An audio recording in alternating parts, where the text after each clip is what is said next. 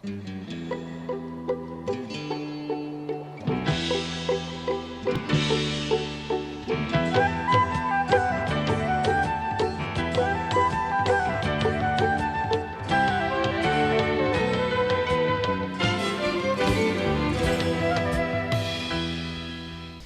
you for joining us.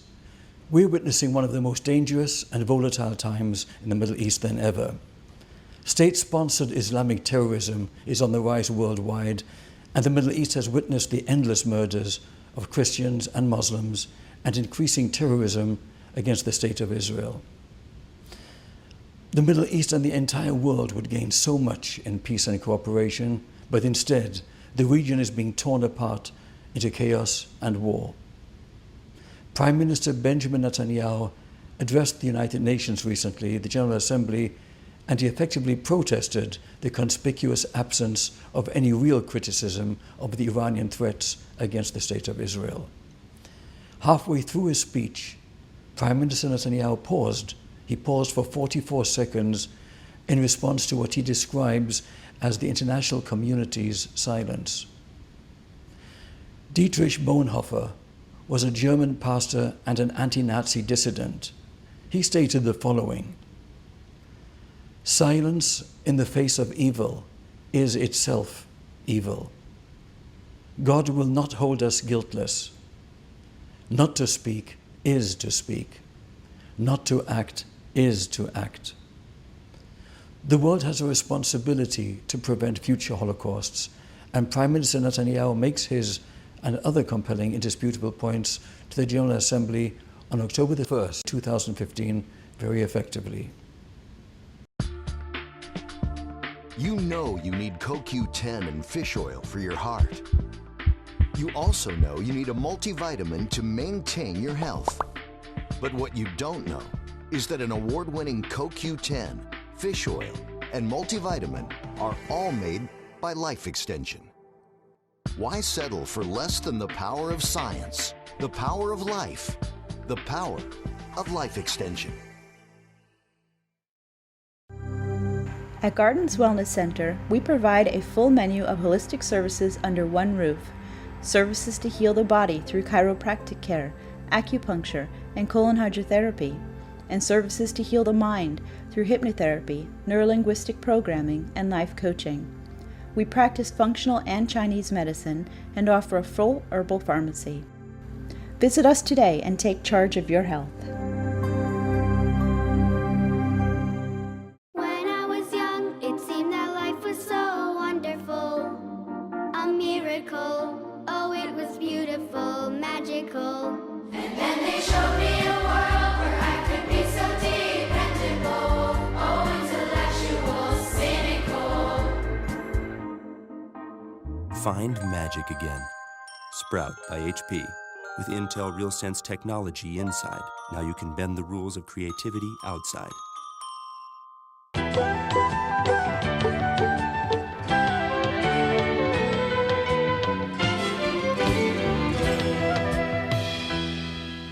I have great pleasure in welcoming the Prime Minister, Minister for Foreign Affairs, Minister for Health and Minister for Communication of the State of Israel, His Excellency Benjamin Netanyahu. I invite him to address the Assembly.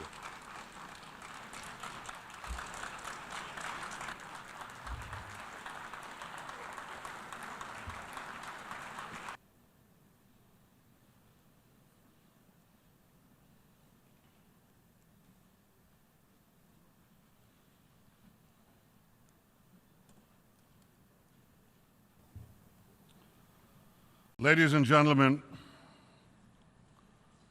I bring you greetings from Jerusalem, the city in which the Jewish people's hopes and prayers for peace for all of humanity have echoed throughout the ages.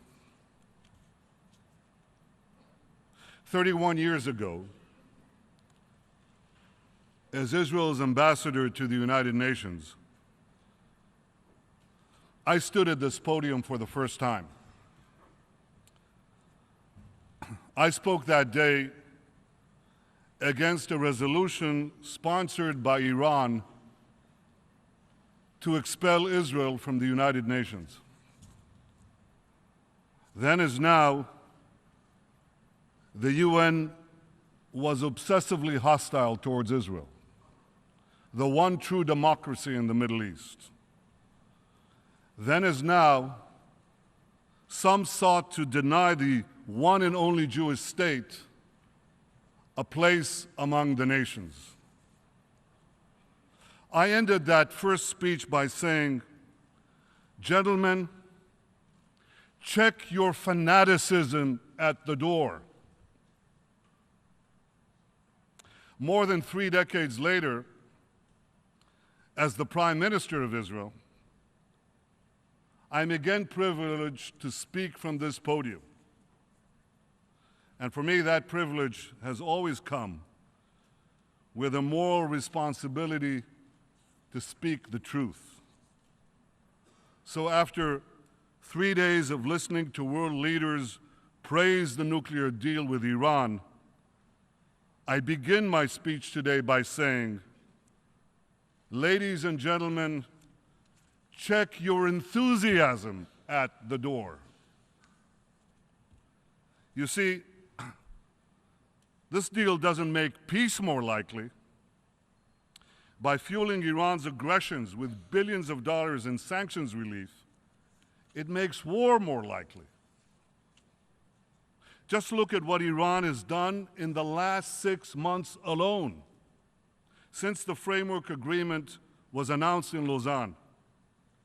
Iran boosted its supply of devastating weapons to Syria. Iran sent more soldiers of its Revolutionary Guard into Syria. Iran sent thousands of Afghani and Pakistani Shiite fighters to Syria. Iran did all this to prop up Assad's brutal regime. Iran also shipped tons of weapons and ammunition to the Houthi rebels in Yemen, including another shipment just 2 days ago. Iran threatened to topple Jordan. Iran's proxy, Hezbollah, smuggled into Lebanon SA-22 missiles to down our planes and Yahoun cruise missiles to sink our ships.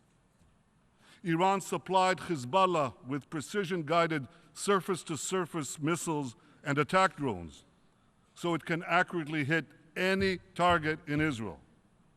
Iran aided Hamas and Islamic Jihad in building armed drones in Gaza.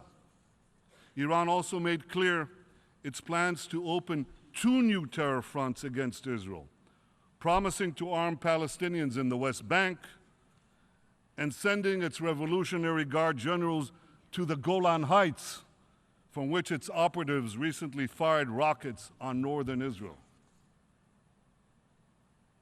Israel will continue to respond forcefully to any attacks against it from Syria. Israel will continue to act to prevent the transfer of strategic weapons to Hezbollah from and through Syrian territory. Every few weeks, Iran and Hezbollah set up new terror cells in cities throughout the world. 3 such cells were recently uncovered in Kuwait, Jordan, and Cyprus. In May, security forces in Cyprus raided a Hezbollah agent's apartment in the city of Larnaca. There they found 5 tons of ammonium nitrate. That's roughly the same amount of ammonium nitrate that was used to blow up the federal building in Oklahoma City. And that's just in one apartment, in one city, in one country. But Iran is setting up dozens of terror cells like this around the world. Ladies and gentlemen, they're setting up those terror cells in this hemisphere too. I repeat,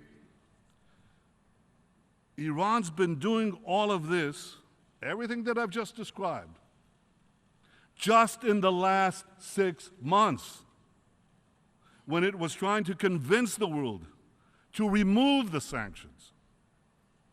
Now just imagine what Iran will do after those sanctions are lifted. Unleashed and unmuzzled, Iran will go on the prowl, devouring more and more prey.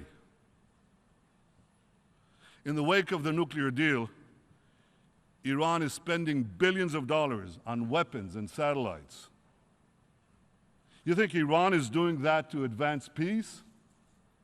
You think hundreds of billions of dollars in sanctions relief and fat contracts will turn this rapacious tiger into a kitten? If you do, you should think again. In 2013, President Rouhani began his so-called charm offensive here at the UN. 2 years later, Iran is executing more political prisoners, escalating its regional aggression, and rapidly expanding its global terror network. You know, they say actions speak louder than words. But in Iran's case, the words speak as loud as the actions. Just listen to the deputy commander of Iran's Revolutionary Guard Quds Force. Here's what he said in February, quote, "The Islamic Revolution is not limited by geographic borders." He boasted that Afghanistan, Iraq, Lebanon, Syria, Palestine, and Yemen are among the countries being, quote, "conquered by the Islamic Republic of Iran," end quote. Conquered. And for those of you who believe that the deal in Vienna will bring a change in Iran's policy, just listen to what Iran's supreme leader, Ayatollah Khamenei, said 5 days after the nuclear deal was reached. Quote, "Our policies towards the arrogant government of the United States will not change. The United States," he vowed, "will continue to be Iran's enemy." While giving the mullahs more money is likely to fuel more repression inside Iran, it will definitely fuel more aggression outside Iran. As the leader of a country defending itself every day against Iran's growing aggression, I wish I could take comfort in the claim that this deal blocks Iran's path to nuclear weapons. But I can't, because it doesn't. This deal does place several constraints on Iran's nuclear program, and rightly so, because the international community recognizes that Iran is so dangerous.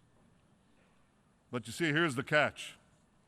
Under this deal, if Iran doesn't change its behavior, in fact, if it becomes even more dangerous in the years to come, the most important constraints will still be automatically lifted by year 10 and by year 15. That would place a militant Islamic terror regime weeks away from having the fissile material for an entire arsenal of nuclear bombs. That just doesn't make any sense. I've said that if Iran wants to be treated like a normal country, let it act like a normal country. But this deal will treat Iran like a normal country even if it remains a dark theocracy that conquers its neighbors, sponsors terrorism worldwide, and chants "death to Israel, death to America." Does anyone seriously believe that flooding a radical theocracy with weapons and cash will curb its appetite for aggression? Do any of you really believe that a theocratic Iran with sharper claws and sharper fangs will be more likely to change its stripes? So here's a general rule that I've learned, and you must have learned in your lifetime. When bad behavior is rewarded, it only gets worse.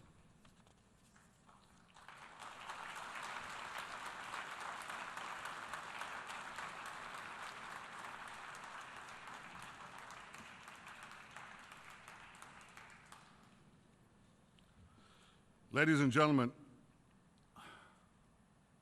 I've long said that the greatest danger facing our world is the coupling of militant Islam with nuclear weapons. And I'm gravely concerned that the nuclear deal with Iran will prove to be the marriage certificate of that unholy union. I know that some well-intentioned people sincerely believe that this deal is the best way to block Iran's path to the bomb. But one of history's most important, yet least learned lessons is this: the best intentions don't prevent the worst outcomes. The vast majority of Israelis believe that this nuclear deal with Iran is a very bad deal. And what makes matters even worse is that we see a world celebrating this bad deal, rushing to embrace and do business with a regime openly committed to our destruction. Last week, Major General Salehi, the commander of Iran's army, proclaimed this, quote, "We will annihilate Israel for sure. We are glad that we are in the forefront of executing the Supreme Leader's order to destroy Israel." End quote. And as for the Supreme Leader himself, a few days after the nuclear deal was announced, he released his latest book. Here it is. It's a 400-page screed detailing his plan to destroy the state of Israel. Last month, Khamenei once again made his genocidal intentions clear before Iran's top clerical body, the Assembly of Experts. He spoke about Israel, home to over 6 million Jews. He pledged, quote, "There will be no Israel in 25 years." End quote. 70 years after the murder of 6 million Jews, Iran's rulers promised to destroy my country, murder my people. And the response from this body, the response from nearly every one of the governments represented here, has been absolutely nothing. Utter silence. Deafening silence.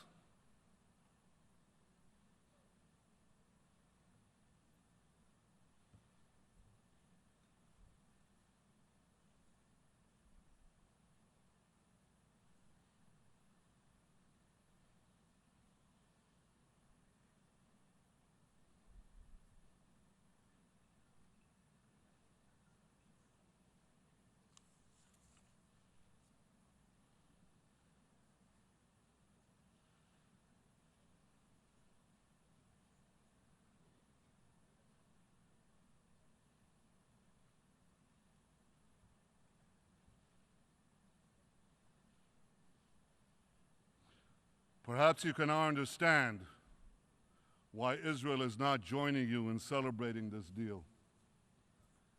If Iran's rulers were working to destroy your countries, perhaps you'd be less enthusiastic about the deal. If Iran's terror proxies were firing thousands of rockets at your cities, perhaps you'd be more measured in your praise. And if this deal were unleashing a nuclear arms race in your neighborhood, perhaps you'd be more reluctant to celebrate. But don't think that Iran is only a danger to Israel. Besides Iran's aggression in the Middle East and its terror around the world, Iran is also building intercontinental ballistic missiles whose sole purpose is to carry nuclear warheads. Now remember this, Iran already has missiles that can reach Israel. So those intercontinental ballistic missiles that Iran is building, they're not meant for us. They're meant for you, for Europe, for America, for raining down mass destruction anytime, anywhere. Ladies and gentlemen, it's not easy to oppose something that is embraced by the greatest powers in the world. Believe me, it would be far easier to remain silent. But throughout our history, the Jewish people have learned the heavy price of silence. And as the Prime Minister of the Jewish state, as someone who knows that history, I refuse to be silent.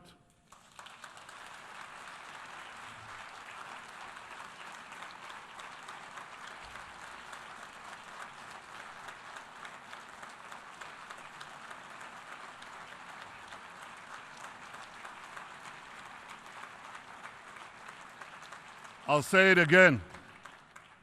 The days when the Jewish people remained passive in the face of genocidal enemies, those days are over.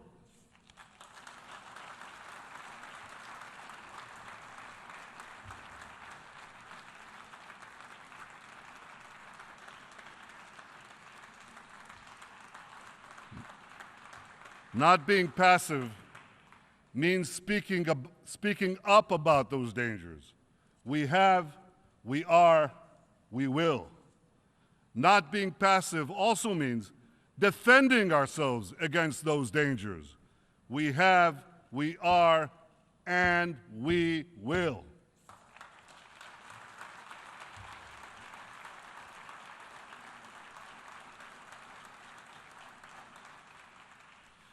Israel will not allow Iran to break in, to sneak in, or to walk into the nuclear weapons club.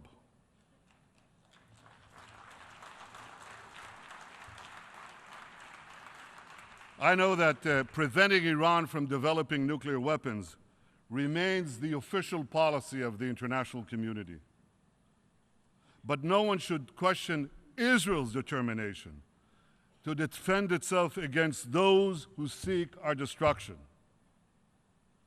For in every generation, there were those who rose up to destroy our people. In antiquity, we faced destruction from the ancient empires of Babylon and Rome. In the Middle Ages, we faced inquisition and expulsion. And in modern times, we face pogroms and the Holocaust. Yet the Jewish people persevered. And now another regime has arisen, swearing to destroy Israel. That regime would be wise to consider this. I stand here today representing Israel, a country 67 years young, but the nation state of a people nearly 4,000 years old. Yet the empires of Babylon and Rome are not represented in this Hall of Nations. Neither is the 1,000-year Reich. Those seemingly invincible empires are long gone. But Israel lives. The people of Israel live. Am Yisrael Chai.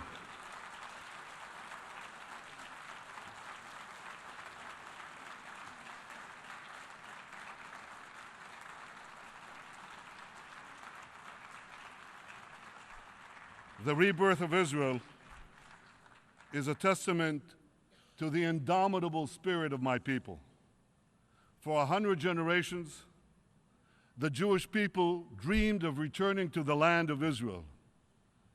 Even in our darkest hours, and we had so many, even in our darkest hours, we never gave up hope of rebuilding our eternal capital, Jerusalem.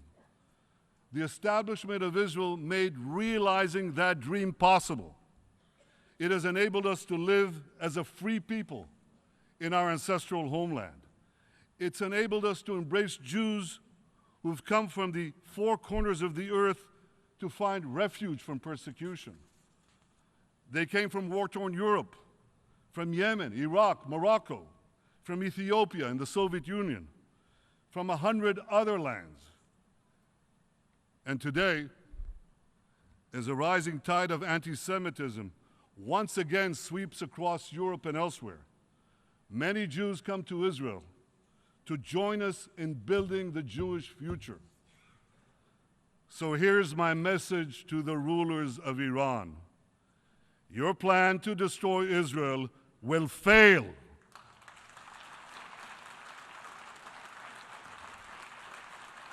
Israel will not permit any force on earth to threaten its future. And here's my message to all the countries represented here. Whatever resolutions you may adopt in this building, whatever decisions you may take in your capitals, Israel will do whatever it must do to defend our state and to defend our people.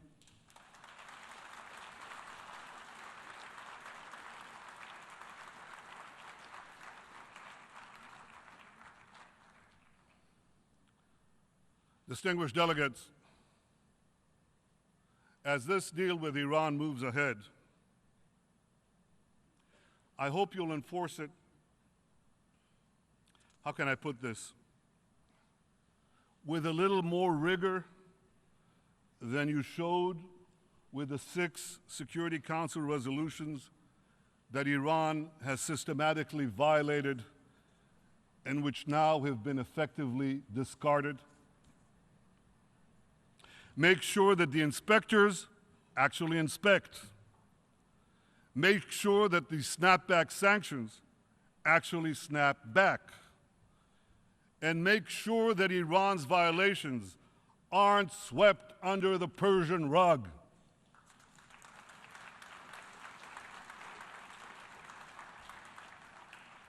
Well, of one thing I can assure you,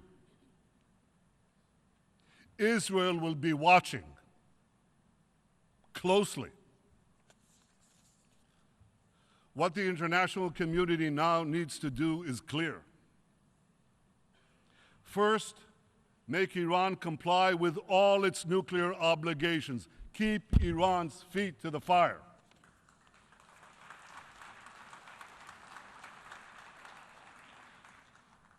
Second, check Iran's regional aggression. Support and strengthen those fighting Iran's aggression, beginning with Israel. Third, use sanctions and all the tools available to you to tear down Iran's global terror network.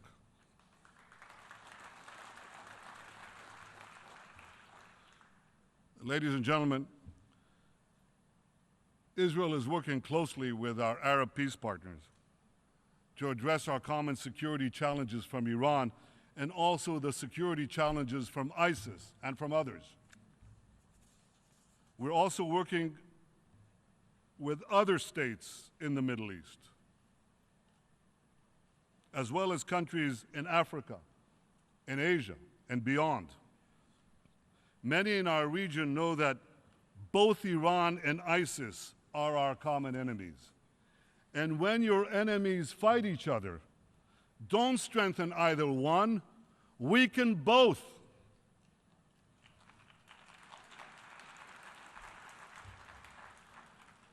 Common dangers are clearly bringing Israel and its Arab neighbors closer. And as we work together to thwart those dangers, I hope we'll build lasting partnerships for security, for prosperity, and for peace. But in Israel, we never forget one thing. We never forget that the most important partner that Israel has always been and will always be the United States of America.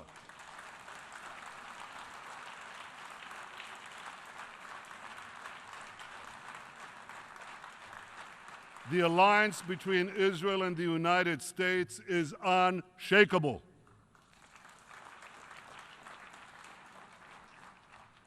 President Obama and I agree on the need to keep arms out of the hands of Iran terror proxies. We agree on the need to stop Iran from destabilizing countries throughout the Middle East.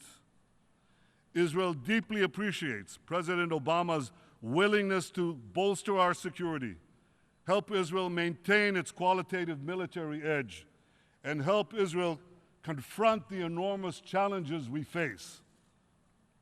Israel is grateful that this sentiment is widely shared by the American people and its representative in Congress, by both those who supported the deal and by those who opposed it.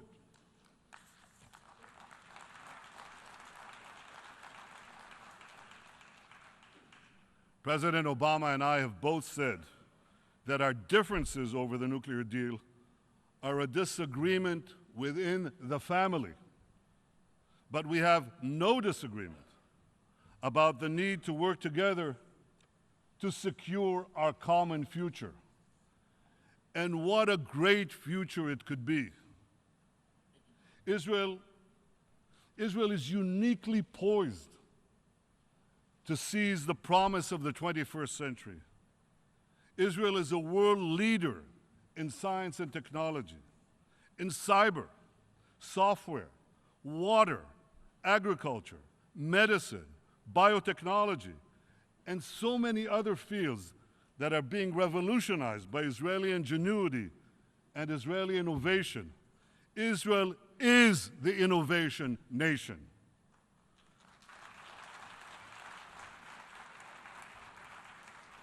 Israeli know-how is everywhere. It's in your computer's microprocessors and flash drives. It's in your smartphones when you send instant messages and navigate your cars. It's on your farms when you drip irrigate your crops and keep your grains and produce fresh. It's in your universities when you study Nobel Prize-winning discoveries in chemistry and economics. It's in your medicine cabinets when you use drugs to treat Parkinson's disease and multiple sclerosis. It's even on your plate when you eat the delicious cherry tomato. That too was perfected in Israel, in case you didn't know. We are so proud in Israel of the long strides our country has made in such a short time. We're so proud that our small country is making such a huge contribution to the entire world. Yet the dreams of our people, enshrined for eternity by the great prophets of the Bible, those dreams will be fully realized only when there is peace. As the Middle East descends into chaos, Israel's peace agreements with Egypt and Jordan are two cornerstones of stability. Israel remains committed to achieving peace with the Palestinians as well.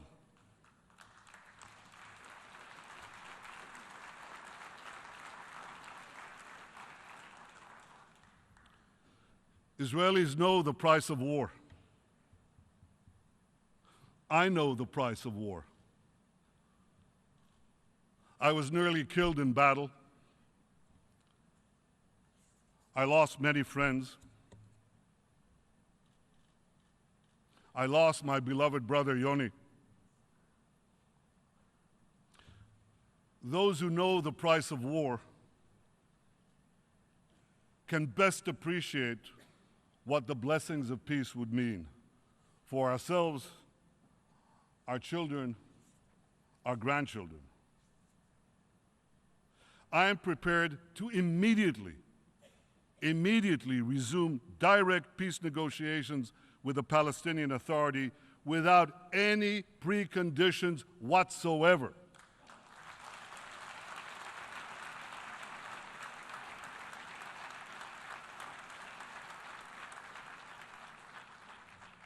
Unfortunately, President Abbas said yesterday that he is not prepared to do this. Well, I hope he changes his mind, because I remain committed to a vision of 2 states for 2 peoples, in which a demilitarized Palestinian state recognizes the Jewish state. You know, the peace process began over 2 decades ago. Yet, despite the best efforts of 6 Israeli prime ministers, Rabin, Peres, Barak, Sharon, Olmert, and myself, the Palestinians have consistently refused to end the conflict and make a final peace with Israel. And unfortunately, you heard that rejectionism yet again, only yesterday, from President Abbas. How can Israel make peace with a Palestinian partner who refuses to even sit at the negotiating table? Israel expects the Palestinian Authority to abide by its commitments. The Palestinians should not walk away from peace. President Abbas, I know it's not easy. I know it's hard. But we owe it to our peoples to try, to continue to try. Because together, if we actually negotiate and stop negotiating about the negotiations, if we actually sit down and try to resolve this conflict between us, recognize each other, not use a Palestinian state as a stepping stone for another Islamist dictatorship in the Middle East, but something that will live at peace next to the Jewish state. If we actually do that, we can do remarkable things for our peoples.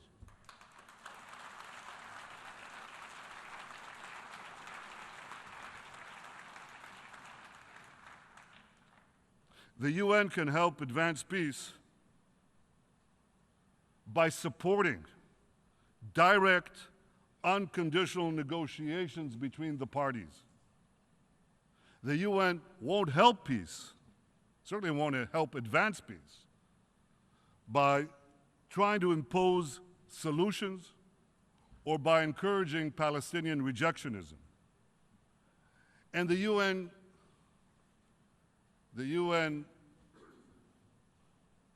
distinguished delegates should do one more thing.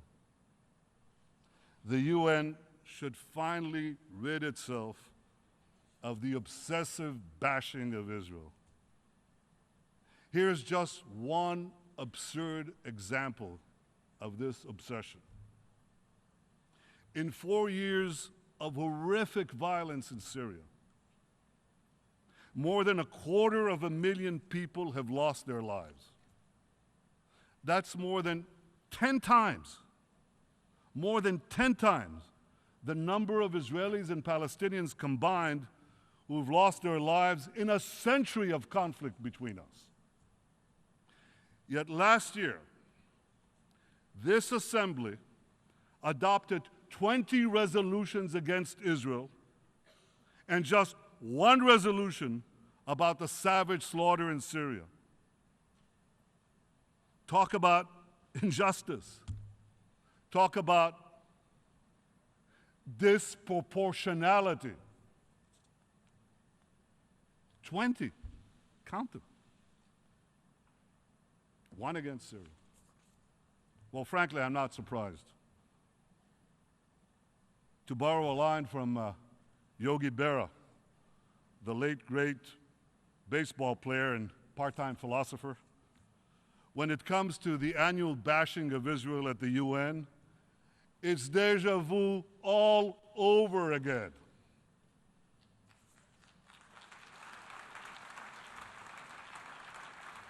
Enough. 31 years after I stood here for the first time, I'm still asking, when will the UN finally check its anti-Israel fanaticism at the door? When will the UN finally stop slandering Israel as a threat to peace and actually start helping Israel advance peace? And the same question should be posed to Palestinian leaders. When will you start working with Israel to advance peace and reconciliation and stop libeling Israel, stop inciting hatred and violence? President Abbas, here's a good place to begin. Stop spreading lies about Israel's alleged intentions on the Temple Mounts. Israel is fully committed to maintaining the status quo there. What President Abbas should be speaking out against are the actions of militant Islamists who are smuggling explosives into the Al-Aqsa Mosque and who are trying to prevent Jews and Christians from visiting the holy sites. That's the real threat to these sacred sites.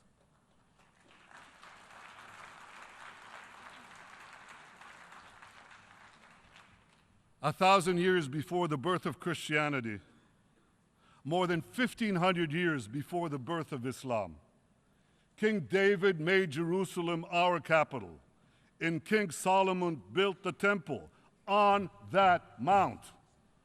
Yet Israel will always respect the sacred shrines of all in a region plagued by violence and by unimaginable intolerance, in which Islamic fanatics are destroying the ancient treasures of civilization.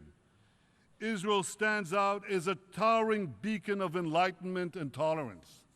Far from endangering the holy sites, it is Israel that ensures their safety.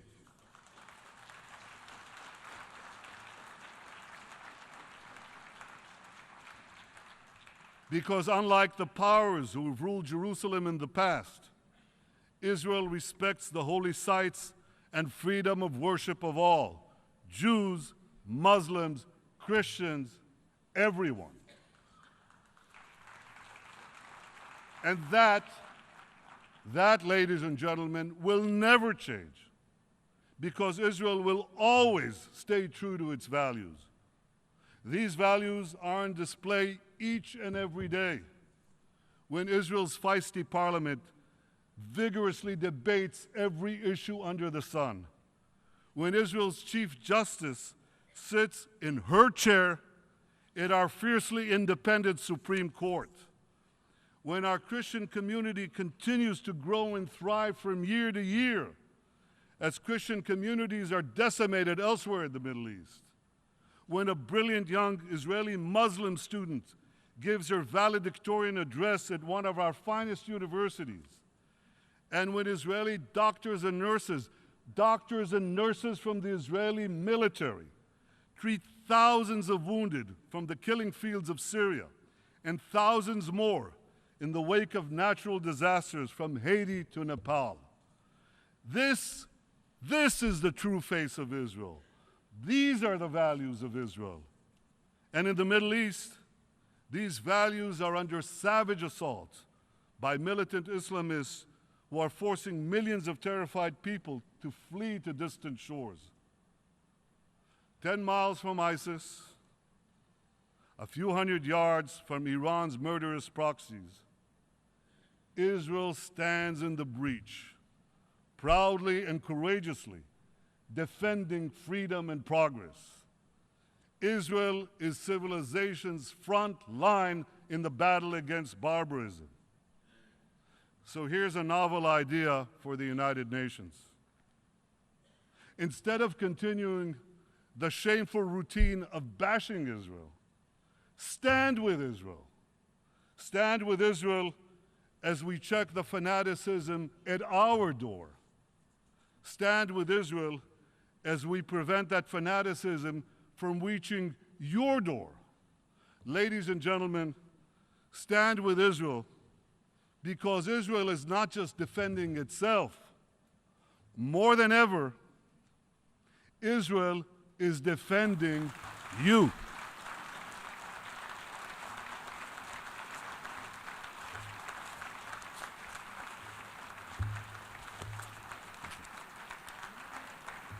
This concludes our special program for today on Israel's security and an address by Prime Minister Netanyahu. I'm Richard Peretz. Thank you for being with us.